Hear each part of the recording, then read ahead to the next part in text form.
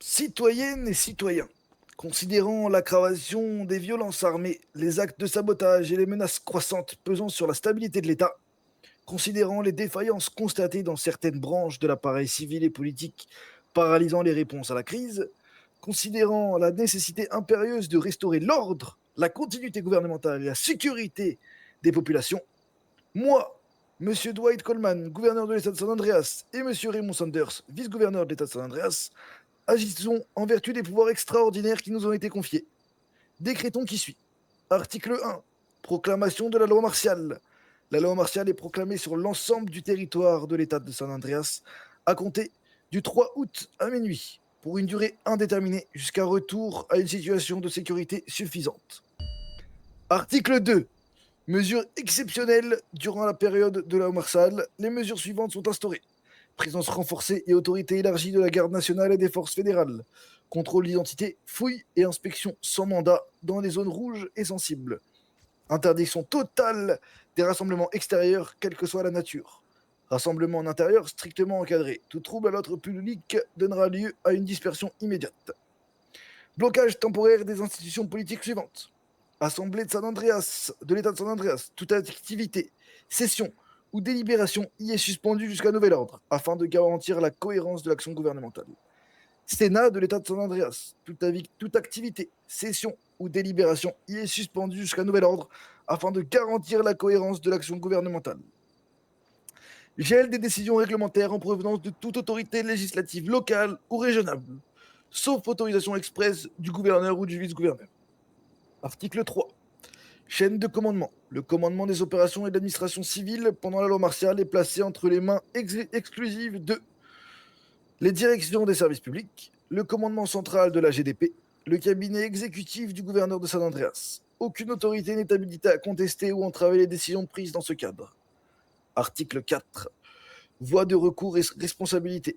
Toute personne, entité ou représentant public entravant l'exécution du présent décret pourra faire l'objet de poursuites civiles ou militaires, d'une mise en détention préventive, d'une suspension immédiate de ses fonctions. Article 5. Entrée en vigueur et révision. Ce décret entre en vigueur immédiatement. Il sera réévalué chaque semaine par le cabinet exécutif. Sa levée ne pourra être envisagée qu'en cas de retour complet à l'ordre républicain. Important. Le présent décret, en ce qui compris la suspension temporaire des institutions législatives de l'État, sera soumis à la validation de la Cour suprême de l'État de San Andreas dans un délai maximal de 48 heures à compter de son entrée en vigueur. En l'absence de validation formelle dans ce délai, le décret fera l'objet d'un réexamen immédiat par le cabinet exécutif et les dispositions relatives à la suspension des institutions pourront être suspendues ou amendées en conséquence. Signé le gouverneur et le vice-gouverneur. Je vais laisser Monsieur Baker nous annoncer si le décret est donc validé ou non.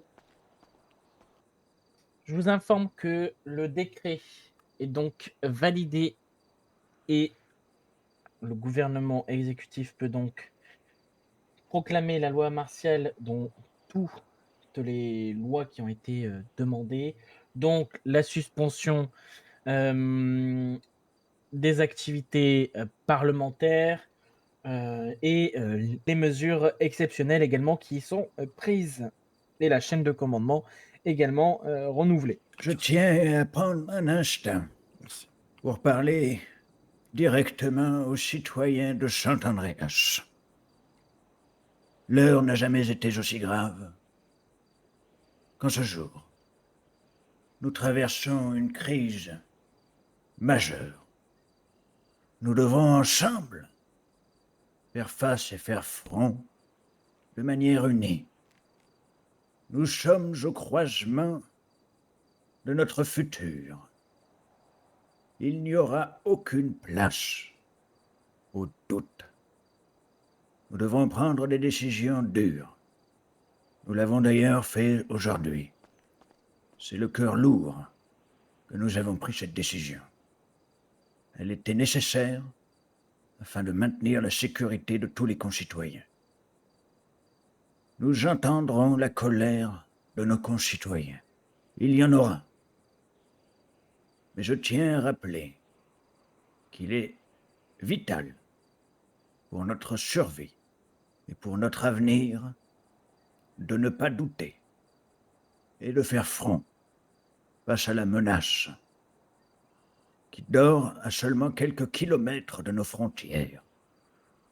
Nous mettrons tout en œuvre avec le gouvernement actuel pour y mettre un terme le plus rapidement possible. Il est essentiel pour nous que les citoyens de Saint-Andreas puissent retourner à une vie normale et paisible.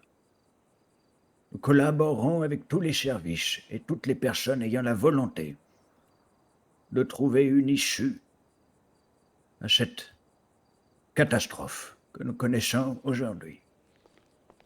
Il était important pour moi de rassurer la population quant à notre détermination à rapidement mettre un terme à ce que nous pouvons sans nul doute qualifier de guerre.